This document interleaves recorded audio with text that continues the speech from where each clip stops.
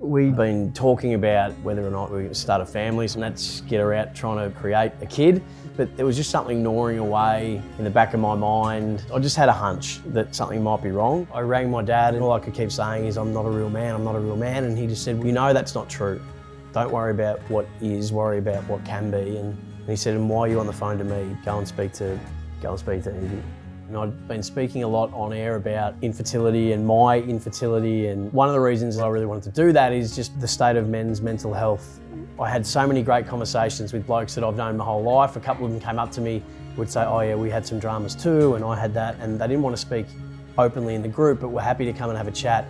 And so these conversations started to happen, which I remember very warmly. If that conversation keeps going, then the connections get made, and then through shared experience, you don't feel so isolated and then don't feel like there's anything wrong with you. And I would say that since learning that I had zero sperm, the work that I did after that on my physical, my mental health, what I was as a partner, what I'm now as a father, I'm a better man, a better partner, and a better father since I found out that I had infertility, because of the work that I did, the support that I gave, was given. This is the greatest thing that's ever happened to me in my life, and it wouldn't have happened if I didn't go and get tested.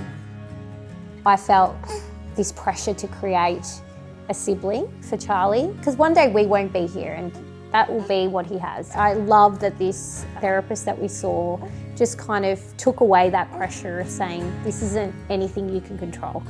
And I thought that that was really lovely. And I've said that to friends that are going through the same thing now. I think it's a really important thing for people to hear.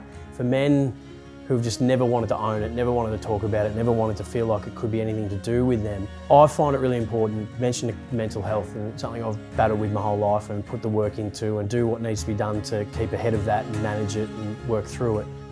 Because if that guy can hear what I'm saying, empathy and the compassion through that shared experience, then just imagine what you can do in a room or via any other method with all the other men that may be going through the same things. I'm always very conscious of that when I'm trying to push men to talk about it.